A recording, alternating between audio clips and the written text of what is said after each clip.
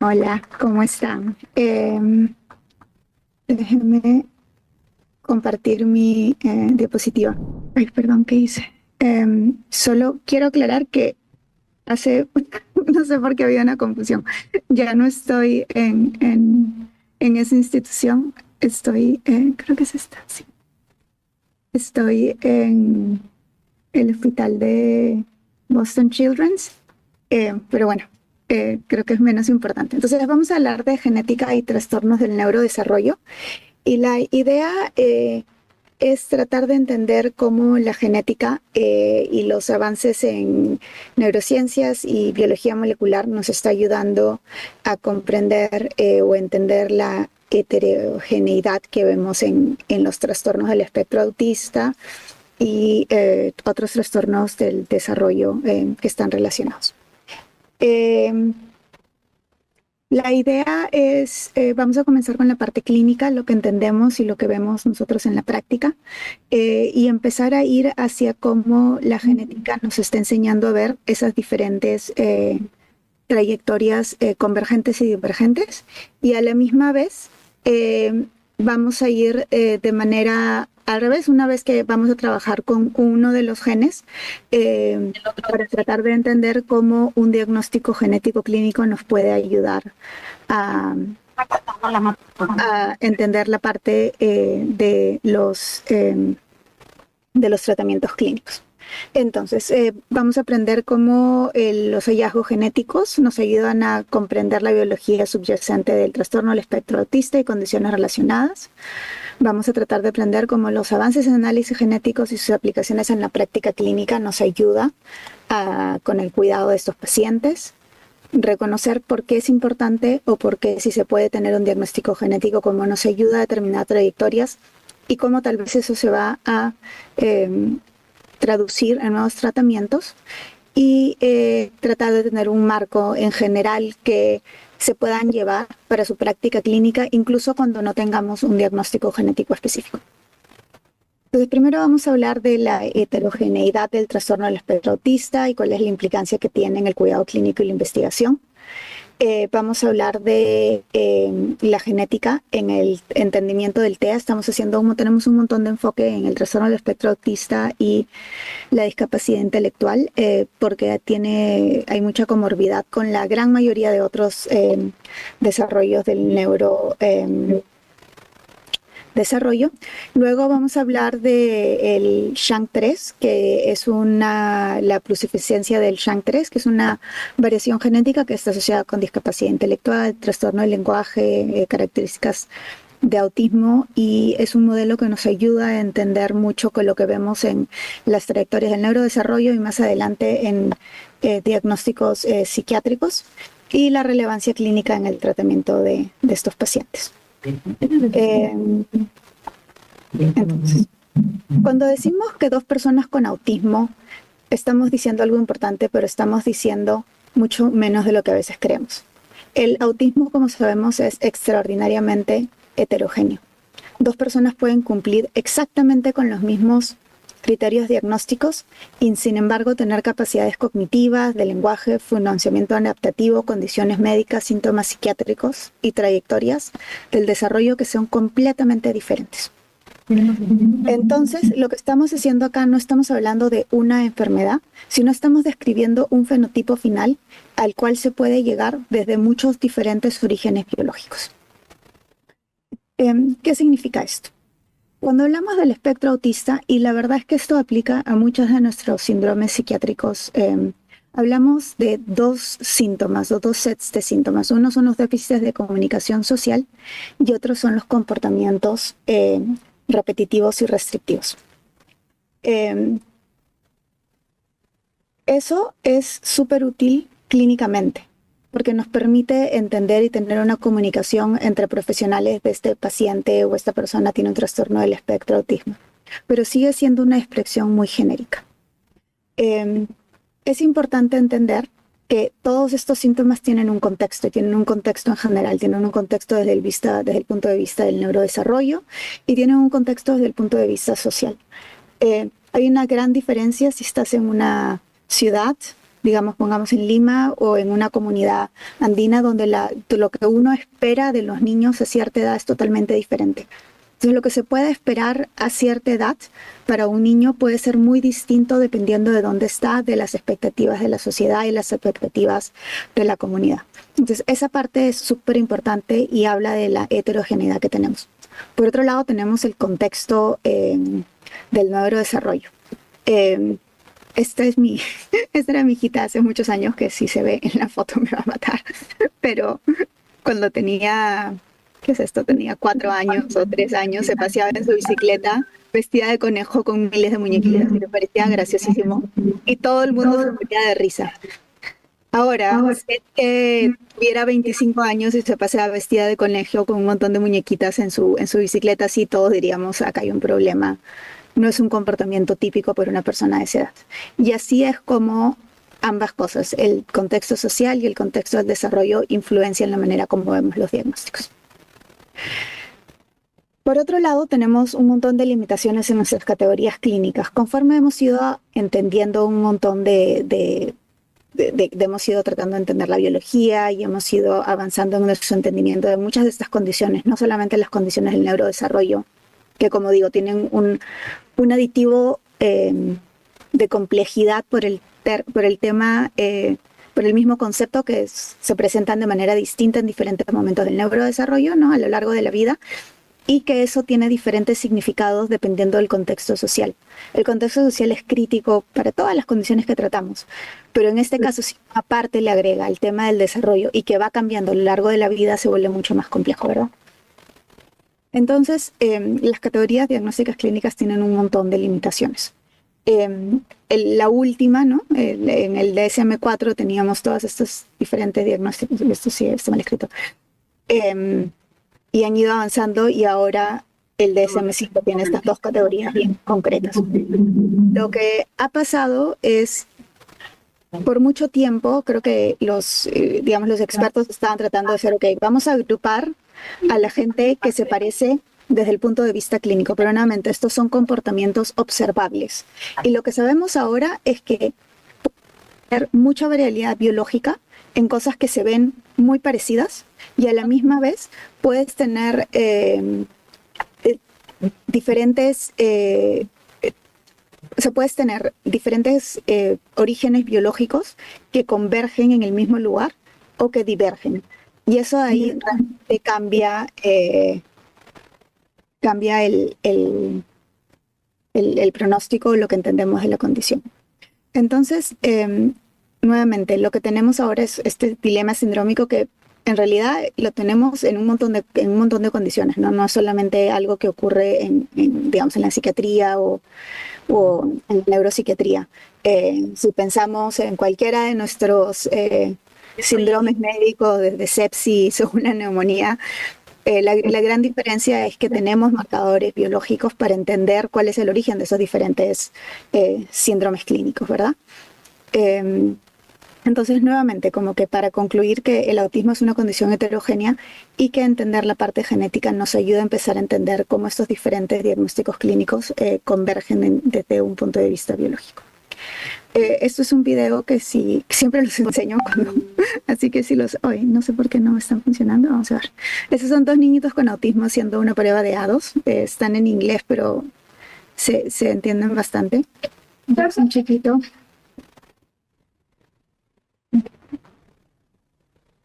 Es un niño con autismo bastante severo, ¿ven? No responde, está jugando con el carrito, totalmente metido en su mundo.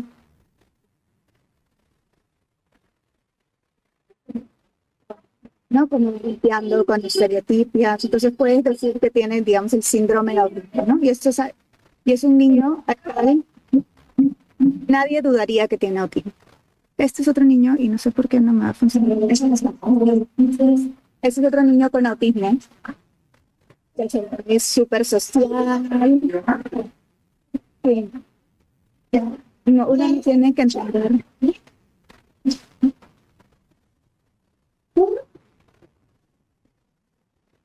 Okay. Uno no tiene que entender lo que dice para escuchar como la estereotipa de la manera como pronuncia, tiene un montón de lo que decimos, gestos que ha aprendido, ¿no? Bastante como exagerados, que probablemente los ha aprendido de manera en las terapias, ¿no? Le han enseñado algo que no le viene natural a él. Entonces, tienes a dos niños que tienen autismo, pero que se presenta de manera muy distinta. Y eso es súper importante y eso es lo que vemos. Entonces, en el autismo tú puedes tener una persona con capacidad cognitiva tal vez superior, que vive de manera independiente, que tiene ciertas dificultades, pero que, digamos, está bien, y tener otra persona que necesita completo apoyo, que es no verbal, que aparte tiene epilepsia y un montón de problemas médicos. Los dos tienen el mismo síndrome clínico, pero claramente tienen diferentes, digamos, si lo podemos poner desde el punto de vista médico, diferentes enfermedades y probablemente diferentes orígenes biológicos. Entonces, lo que hizo el DSM-5 para ayudar con esto fue como retroceder. En vez de decir, tratar de agrupar a la gente que se veía clínicamente parecida, dijeron, no, vamos a poner a todos en el mismo grupo y lo que vamos a hacer es vamos a darles un montón de apellidos. Entonces, tienes... el día de hoy, cuando hablas del autismo en el DSM-5, hablas de los diferentes niveles, ¿no? Entonces tienes una persona que no necesita mucho apoyo a una que necesita apoyo significativo. Y luego especificamos, ¿no? Si tienen discapacidad intelectual, si tienen un trastorno del lenguaje, si es que hemos identificado una condición genética asociada a ellos, si es que tienen algo más adicional, por ejemplo, ¿no? Un niño con autismo, digamos, nivel 2, sin discapacidad intelectual, pero con trastorno del lenguaje, sin una condición genética asociada, pero que se presenta con ansiedad y trastorno de déficit de atención, por ejemplo, ¿no? Eso es algo que nos dice. Entonces, esa descripción del paciente es mucho más, los ayuda a ustedes muchísimo más, o me ayudaría a mí mucho más que si simplemente me dicen, oye, te estoy refiriendo a un niño con autismo. Y ayuda muchísimo más a pensar en los tratamientos desde el punto de vista del comportamiento, pero también desde el punto de vista de medicinas que podríamos ayudar. Y ayuda muchísimo también a los profesores y a los padres a entender el niño. Entonces, lo que ha hecho el DSM-5 ha sido eso. Ha dicho, mira, no entendemos mucho todavía de la biología, tenemos ciertas cosas que nos está ayudando, y lo que más nos está ayudando el día de hoy tal vez es la parte genética, y el resto lo vamos a describir de manera muy clínica. Entonces, esto ha sido importante y es el segundo punto que quiero hacer, porque tradicionalmente en los estudios de genética, de autismo o de discapacidad intelectual en realidad, lo que han tratado de hacer es tener a poblaciones muy como lo más homogéneas que podían, ¿no? Digamos que este es el clásico ensayo clínico donde tienes una población, digamos que en este caso, digamos, una población de adultos que no tienen ningún otro tipo de problema médico y que se presentan con depresión. Es un ensayo clínico de fluoxetina, la gran mayoría mejora, es un ensayo clínico positivo. A pesar de que el trastorno depresivo mayor es también un síndrome clínico probablemente mucho más homogénea en lo que está ocurriendo biológicamente, sobre todo en adultos que han tenido desarrollos típicos, etc. Pero en lo que había pasado por muchos años en el trastorno del TEA, hemos estado tratando de agrupar a los chicos por su parte, como la parte clínica, ¿no? Entonces decías, ok, tengo estos chicos con TEA, que son, ¿sabes? Ya decidimos, ya hemos llegado a la conclusión de que son muy heterogéneos, y los vamos a agrupar en lo que nosotros creemos los podemos hacer clínicamente más homogéneos.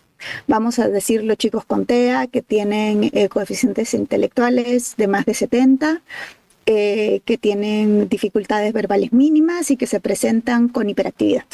Eso es una descripción totalmente clínica que no tiene nada que ver necesariamente con la biología.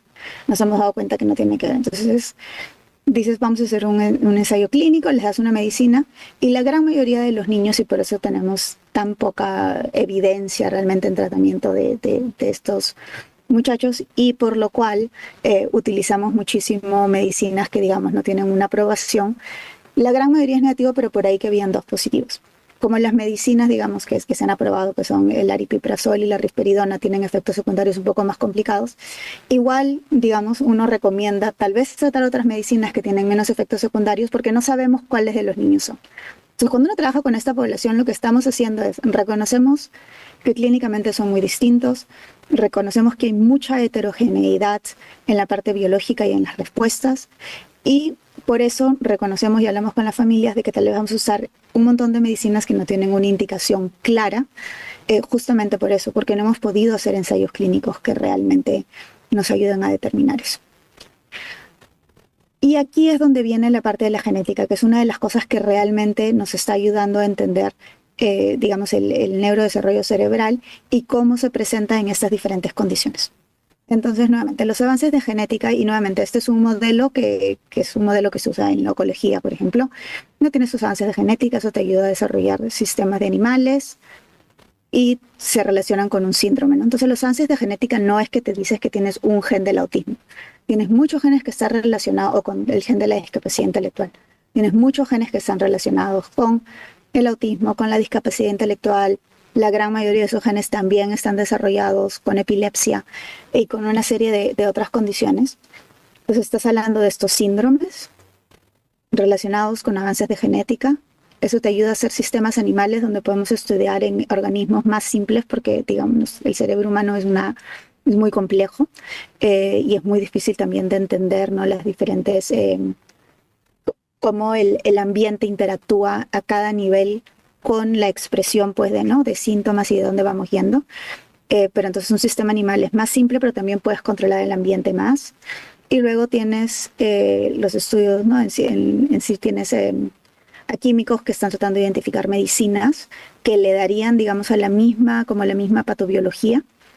Y la idea es, vamos a identificar medicinas que nos permitan identificar estos niños y gente que trabaja en biomarcadores. Entonces, este modelo nuevamente es un modelo que utilizamos alrededor de la medicina, ¿no? Es un modelo que si podemos pensar, por ejemplo, en los cánceres, cómo han ido avanzando y cómo los entendemos ahora. Uno al día de hoy cuando le da un diagnóstico, digamos, de cáncer de mama, le dicen qué marcadores tienes, son positivos para qué, y con eso se identifica cuáles son las drogas y se planea un tratamiento, ¿verdad? Eso es muy distinto a como era probablemente hace 20 años y sigue avanzando. Y eso se puede hacer porque hay biomarcadores, no solamente es la genética, pero cómo esa genética se expresa digamos, en ese tumor. Entonces, hay mucha gente que trabaja en la identificación de biomarcadores, en cómo identificamos quién responde o no. Y eso es lo que, digamos, hacia donde está moviéndose la medicina. Entonces, toda esta parte de acá, digamos, para acá, para allá, todavía es, digamos, investigación. Hay miles de ensayos clínicos el día de hoy. Digamos, hay una o dos medicinas que han sido identificadas, pero en general es bastante, todavía hay mucho que aprender. Esta parte en general, del síndrome al avance genético, ya es algo que podemos utilizar en la práctica clínica, porque entender la genética de una discapacidad intelectual, de un autismo, etcétera, nos puede ayudar a tratar de entender mejor las trayectorias clínicas e incluso en algunos casos identificar los mejores tratamientos, prevenir qué es lo que puede ocurrir. Digamos, si es un muchachito que sabemos que tiene gran predisposición a desarrollar epilepsia, que cuando desarrollan epilepsia el pronóstico va a ser mucho peor, tal vez ahí se va a decidir ser mucho más agresivo con el tratamiento de la epilepsia, que sería de otra manera. Lo mismo ocurre con otras condiciones psiquiátricas. Por ejemplo, hay muchos de estos niños que estamos viendo que desarrollan enfermedad bipolar que está muy asociada a catatonia. Digamos que acá somos muchos psiquiatras. Entonces, la recomendación es ser un poco más proactivo en tratar esta enfermedad bipolar, así no estemos muy seguros, porque una vez que avanza catatonia es mucho más difícil de tratar. Entonces, son pocos los niños, pero ya estamos en un lugar donde estos avances de genética nos están ayudando a entender estos síndromes clínicos y cómo eso va avanzando en la práctica. Entonces, ahora voy a retroceder y vamos a hablar un poco de genética en general y cómo influencian, digamos, la salud mental y el neurodesarrollo. Entonces, para los que no han visto genética desde la universidad, acá hay un pequeño primer. Tienes tu DNA que se transcribe a un RNA y eso te genera proteínas en este proceso que se llama translation, ya no me acuerdo cómo se dice en español. Dios, qué vergüenza. ¿No? Y la manera, yo uso mucho esto para explicarle a mis pacientes, como hablamos del código genético, es que el ADN, ¿no? Es la forma como guardamos el material genético. Entonces hablamos del genoma es como nuestro libro, el cromosoma es un capítulo, el gen es una oración y los nucleótidos son una letra. Entonces digamos que el gen es dice la Casa Verde, ¿no? Guardando esta trayectoria de esta analogía con el libro, puedes tener tu nucleótido que se cambia por otro, no por una pequeña mutación, simplemente cambió una pequeña letrita y ya no dice la Casa Verde, sino la taza verde, aparte mal escrito. Y eso cambia totalmente el sentido de la oración. Entonces puede ser que lo que termina ocurriendo es que tu proteína, o sea, el gen que hace que se traduzca la proteína, ya no es el mismo. O puede ser algo que no se traduce a nada que es funcional o se traduce a una proteína que no funciona bien. Por otro lado, muchas veces estas pequeñas variaciones, que puede ser una pequeña letrita, es lo que nos da la variabilidad que tenemos en la biología en general y no necesariamente puede llegar, no significa que haya una mutación, puede ser que haya una pequeña variabilidad en una parte de la proteína que no es crítica, la proteína igual se transcribe, funciona, tal vez funciona un poquito diferente, tal vez funciona mejor o tal vez funciona peor, pero no quiere decir necesariamente que hay una mutación o una enfermedad. Eso es lo que podemos llamar la variación común. Pues hay lo que les decía, hay dos tipos como de variaciones de defectos genéticos y esto es algo que sí les recomiendo como psiquiatras que siento que se nos ha perdido pero que tenemos que aprenderlo. Los neurólogos pediatras ya están encima de esto, pero esto es muy crítico para, sobre todo para los psiquiatras infantiles, aprenderlo e incorporarlo en nuestra práctica. Tenemos las anomalías cromosómicas, que son cuando te falta un pequeño pedacito de ADN. O cuando tenemos las variaciones de secuencia. Las variaciones de secuencia es lo que les dije ahorita en ese ejemplo de, ¿no?, que cambia una letra. Que puede llegar a que te agregan una letra, a que pierdes una letra o que hay una sustitución. Y dependiendo de lo que ocurre puede cambiar totalmente el sentido, digamos, de ese gen, de esa oración. ¿Ya? En términos de las anomalías cromosómicas tienes la muy grandes, ¿no? Que es, por ejemplo, lo que ocurre con el síndrome de Down, que tienes un cromosoma extra. Puede ser que pierdas una gran cantidad de ADN o puede ser que pierdas un pedacito de ADN. Las anomalías cromosómicas se diagnostican con lo que llamamos con los microarrays o con los cariotipos, ¿no? Pero para un cariotipo necesitas realmente tener un gran pedazo de ADN perdido, pero un macroarray te puede, un microarray te puede encontrar un pedazo de ADN relativamente pequeño. Y las variaciones de secuencia genética, para ver estas necesitas o los paneles, hay unos paneles que buscan específicos genes que están asociados, ¿no? Entonces tú puedes pedir un panel de epilepsia, que seguramente lo han visto, esos son los que están más asequibles alrededor del mundo, porque las sociedades de epilepsia, todo esto tiene mucho que ver con abogacía. Las sociedades de epilepsia mundialmente se han movido bastante para que haya más acceso a diagnóstico de epilepsia desde el punto de vista genético. Pero también hay paneles para autismo, hay mucha comorbidad, tienes paneles de discapacidad intelectual, tienes paneles de una gran cantidad de cosas. Ahora están hablando de paneles para el TDAH. Pero lo que también se puede ver si no hay un panel, que era lo que había antes, que solamente miras los genes específicos, tienes el secuenciamiento de exoma y ahora el secuenciamiento de genoma. Pues esa es la manera como los diagnósticos. Cuando hablamos de epigenética, básicamente hablamos de nuestros factores genéticos y cómo el ambiente hace que una persona pueda desarrollar una enfermedad, ¿no?, una enfermedad de salud mental o no. Entonces, tú puedes tener una persona que tiene, esto puede ser predisposición genética, digamos, para ser muy resiliente o al revés, para desarrollar una enfermedad, ¿no? Y con el tiempo, parte de esto acá simplemente puede ser la vulnerabilidad normal de vivir en la sociedad, ¿no? Que pueden ser cosas como los cambios hormonales, las dificultades con amigos o con colegas, pérdida de trabajo, dificultades financieras, cosas que no necesariamente tienen que ser bastante traumáticas, o puede ser algo mucho más severo, como un evento muy traumático o una enfermedad muy seria, etc. Pero dependiendo de la expresión que tenemos, la carga, psicosocial agrega, ¿no? Y eso es un modelo que todos como psiquiatras entendemos muy, muy claramente.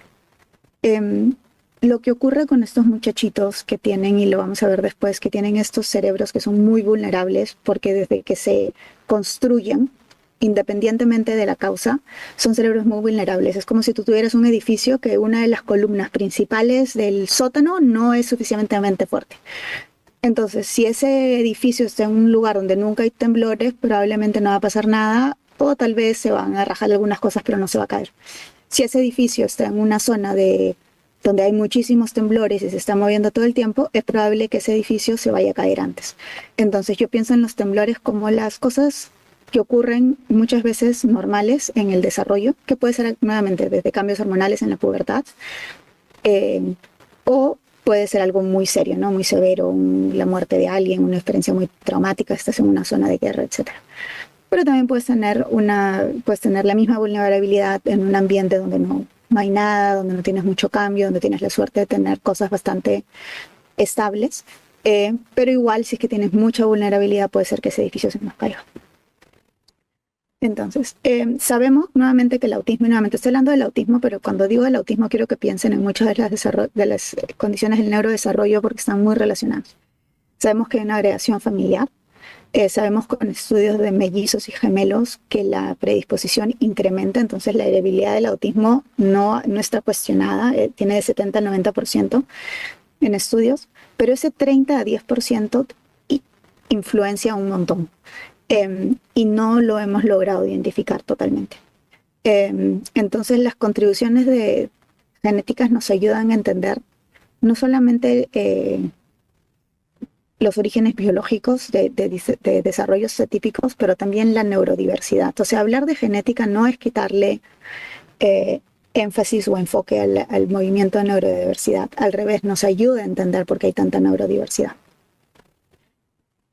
Nuevamente, regresando para darles uno de los últimos conceptos y ya regresamos a la parte clínica, tenemos dos tipos de variaciones genéticas. Una es la variante que llamamos las variantes raras, que tienen un efecto fuerte. Este es una mutación que cambia un gen que es una proteína muy importante para el desarrollo.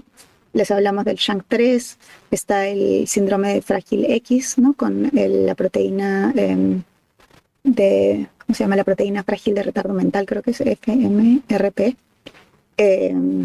o el RET con el MECP. Entonces tienes proteínas que son críticas para el desarrollo, te falta una variante, y si te falta una variante vas a tener un desarrollo atípico de todas maneras. ¿Cómo se va a ver ese desarrollo atípico? Eso cambia. Eso cambia de persona a persona y ahorita lo vamos a hablar.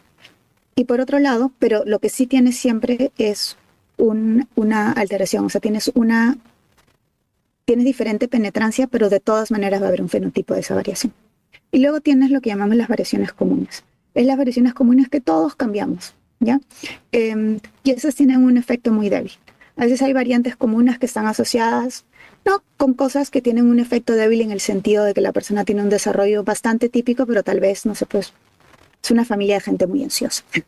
o que tienden y que todos son un poquito distraídos. Digamos, tal vez no son variaciones tan comunes, pero no son cosas que influencian tanto el desarrollo de manera muy fuerte, y por ahí que hay alguien en la familia que no tiene ese tema por más que esté cargándolo. Cuando tienes muchas variaciones comunes en una persona que se agrupan y que tal vez interactúan con el ambiente de cierta manera, entre ellas cambian y ese efecto débil se va sumando uno a uno hasta que tienes un gran efecto. Entonces, esos son dos tipos de cosas. Lo otro es que tú puedes tener una variante de efecto fuerte que te va a dar un fenotipo, pero tal vez ese niño viene de una familia con un montón de variantes comunes. Ahora, nuevamente, regresando a lo que hablamos de la epigenética y la salud mental, esas variantes comunes pueden ser protectoras, pero también te pueden dar mayor vulnerabilidad.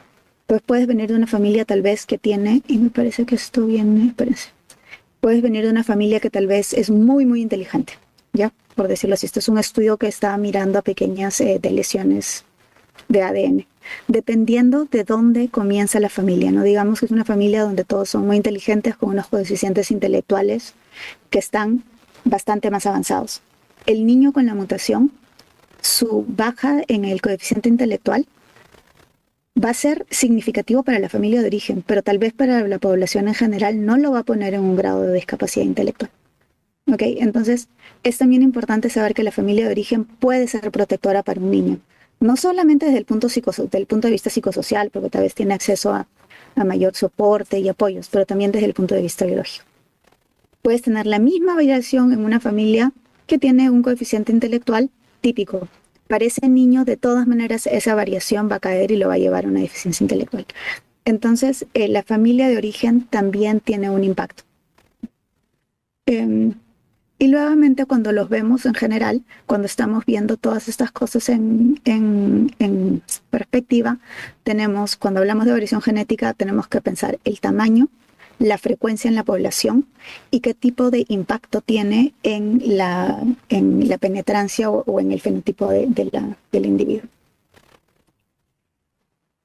Finalmente, lo que llamamos, esta es una, uy, qué pena que se está viendo así borrosito. Este es una de los conceptos que cuando lo descubrí me pareció muy interesante. Entonces, lo que hemos venido hablando es que puedes tener muchos genes diferentes que convergen en un fenotipo similar. El otro concepto que es crítico y por lo cual les digo, cuando yo hablo del autismo, de la discapacidad intelectual, piensen en otras condiciones que también dependen de un desarrollo cerebral típico. Sabemos, por ejemplo, que en el SHANK3, o sea, en el que vamos a hablar ahorita, un gen que está asociado a muchísimos diferentes fenotipos clínicos. Tienes, por más que sea la misma variación, puedes tener exactamente la misma mutación y eso se puede expresar de manera distinta, completamente distinta en dos personas. Entonces, puedes tener, algunos tienen discapacidad intelectual, la gran mayoría por lo general tiene discapacidad intelectual, pero digamos la profundidad de la misma. Algunos tienen epilepsia, algunos tienen problemas significativos para dormir, otros no.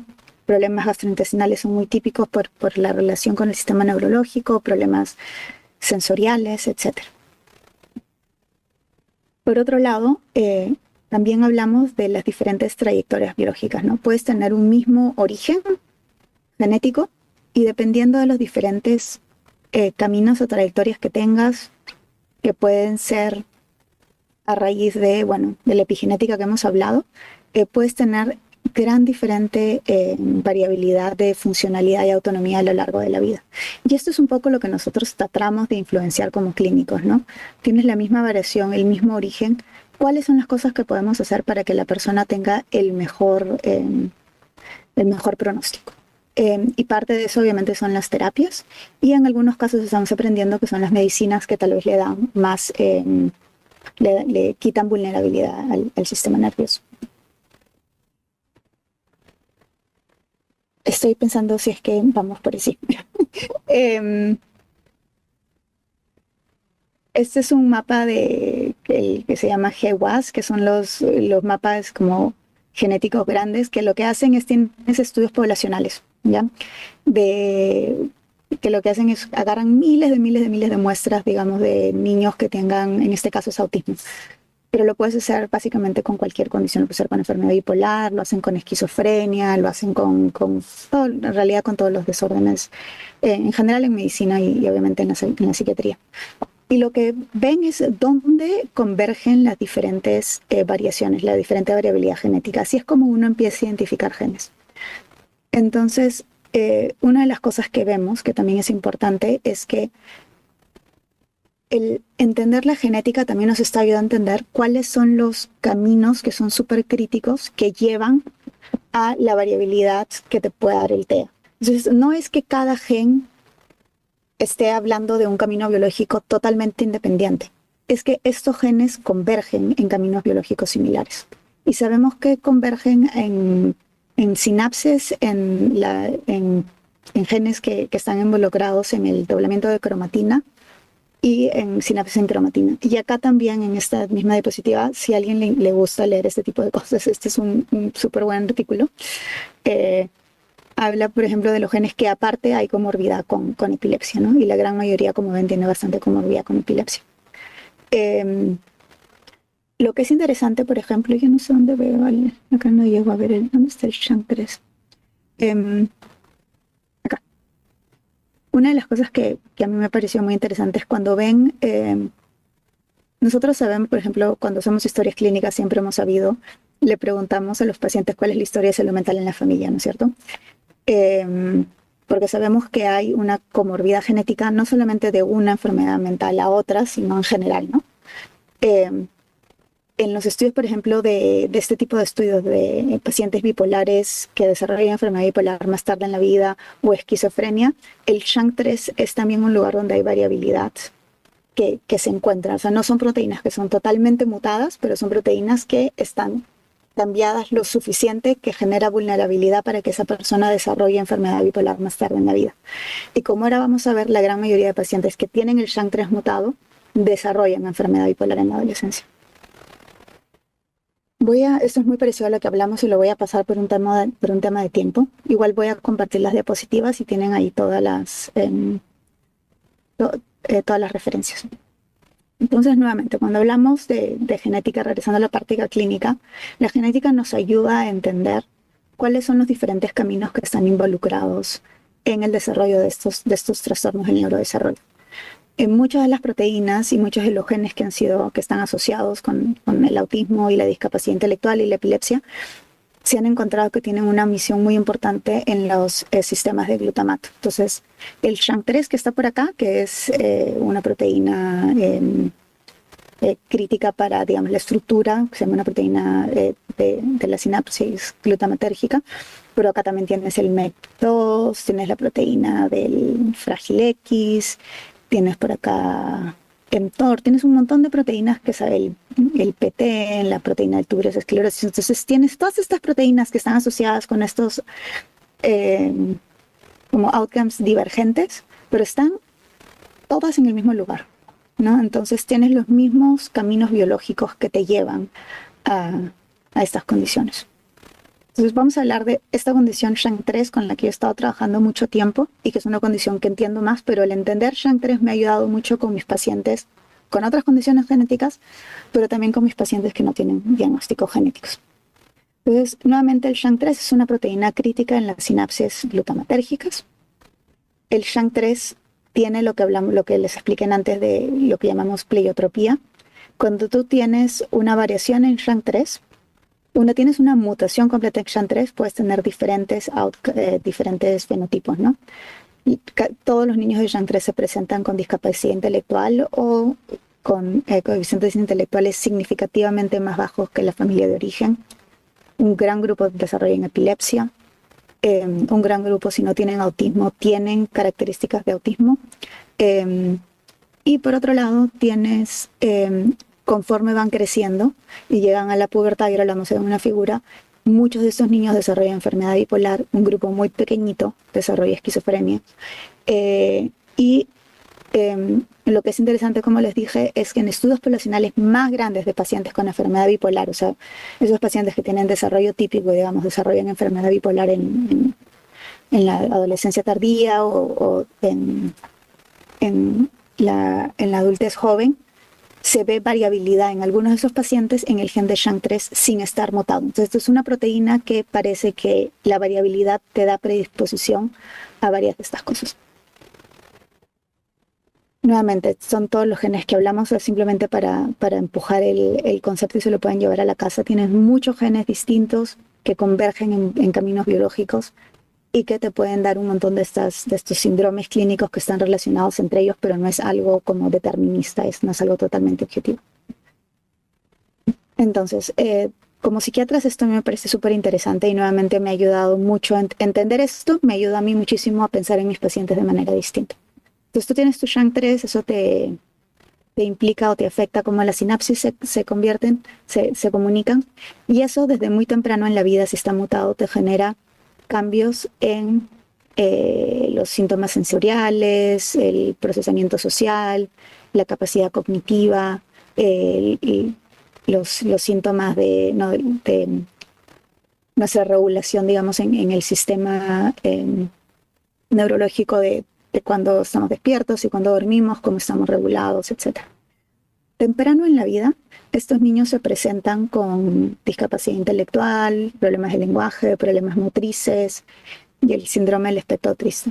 En general nosotros hablamos de síntomas negativos y positivos cuando hablamos de la esquizofrenia, pero si pensamos en la gran mayoría de nuestras condiciones de salud mental, todas tienen muchos síntomas negativos y positivos, siempre como que los podemos poner. Y eso se cree que viene desde la disrupción de las sinapsis excitatorias e inhibitorias. Y nuevamente es una gran generalización, pero es un concepto que evolucionó de la esquizofrenia, que es lo que se ha estudiado más, pero que aplica realmente a la gran mayoría de las condiciones que vemos. Estos niños, conforme van creciendo y cuando llegan a la pubertad, los cambios hormonales, los estreses sociales, etcétera, tienen un gran cambio, muchos de ellos, en la trayectoria de la condición y desarrollan algunos una enfermedad bipolar muy típica, otros una enfermedad bipolar atípica, aunque con el tiempo uno realmente ve los síntomas, pero es la gran mayoría de ellos con una predisposición muy grande a tener catatonia. Entonces, la manera como pensamos de esto es, nuevamente regresamos a esa analogía del edificio. Tienes estos cerebros, nuestros cerebros son estas estructuras muy complejas, pero en el caso de ellos le faltan ciertas columnitas y muchas veces los estresores normales de la vida los empujan a desarrollar estas condiciones. Entonces, como que la genética nos da oportunidades para entender estos cuadros clínicos. Existen ciertos de trastornos genéticos que están diagnosticados con el TEA, la discapacidad intelectual, la epilepsia, y nos ayuda a hacer tamizajes sistemáticos de los pacientes. Es súper importante si se tiene acceso, y yo sé que es difícil en Perú, aunque los costos han bajado significativamente en el último año, y eso me da esperanza de que vaya a ser bastante más asequible en todos lados, porque nos permite dar estos diagnósticos y nos puede permitir también a las familias ayudar a entender qué es lo que está pasando y determinar el tratamiento. Por ejemplo, si tienes un paciente que tiene hipnosuficiencia del SHANK3 y desarrolla enfermedad bipolar, tienes que 100% evitar antipsicóticos porque lo vas a mandar a una catatonia y muchas veces estos pacientes acaban en la unidad de cuidados intensivos. Entonces es súper importante saber, porque no sería... Nadie acusaría a una persona de que ha hecho algo malo si es que ve un paciente que está maníaco con alucinaciones y le dan antipsicótico, pero si tiene esta mutación y le das un antipsicótico, lo vas a poner catatónico y realmente lo vas a mandar a la unidad de cuidados intensivos y el cuadro se vuelve mucho más complejo. Entonces, nuevamente, estas variaciones genéticas específicas nos están ayudando a entender mucho más qué es lo que está ocurriendo y cómo determinar los tratamientos. Y ver cómo las condiciones genéticas, ¿no?, están asociadas. Súper importante para la familia y para los pacientes, nos puede ayudar a dar cuidados personalizados. Las familias, la verdad, lo aprecian bastante y nos permiten también ayudar a encontrar enfermedades somáticas tratables, ¿no? Por ejemplo, en el síndrome de Down sabemos que muchos de los pacientes vienen también con problemas cardíacos. Desde muy chiquititos se les hacen los screenings correspondientes, los tamizajes correspondientes. En estas condiciones genéticas es exactamente el mismo. Y así es como, bueno, súper rapidito porque ya me he dado cuenta que estamos sobre el tiempo. Regresamos a esta diapositiva, cómo estamos tratando de desarrollar tratamientos nuevos. Este es un estudio hace mucho tiempo, es un animalito que tiene esta mutación de SHANK3 y se dieron cuenta que cuando le dan factores de crecimiento tenía recuperación de las discapacidades motrices que tenía el ratoncito. Eso lo transportaron a hacer unas células pluripotenciales, estudiaron, se dieron cuenta que cuando les daban factores de crecimiento, el factor de crecimiento que se da a los niños que tienen problemas de crecimiento por otros motivos, las neuronas glutamatérgicas crecían mejor. Decidieron hicimos unos estudios en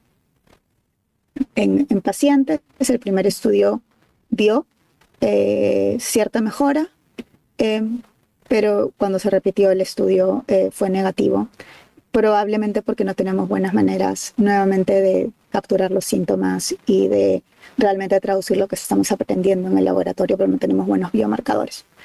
Entonces, a pesar de que estamos entendiendo, y era lo que les decía, la parte de entender y cómo está influenciando la parte clínica, todavía no ha totalmente transformado cómo estamos manejando esas situaciones, ni necesariamente se ha traducido a nuevos tratamientos clínicos. Hay cientos de genes y siguen apareciendo, todos los días escucho de un gen nuevo, y es súper importante entender que esa diversidad es la regla del tratamiento y de los pacientes que vemos, y que nosotros como psiquiatras tenemos que mantenernos encima de esta parte de la ciencia que creo que se ha escapado de nuestro entrenamiento. Es algo que yo, y no es algo es algo en general de la psiquiatría en el entrenamiento mundial, no está todavía permeado en el entrenamiento o en la educación de los psiquiatras en general, pero creo que es súper importante porque realmente está moldeando el panorama y si no nos mantenemos em, informados, nos vamos a quedar atrás. Y bueno, eso es todo. Muchas gracias y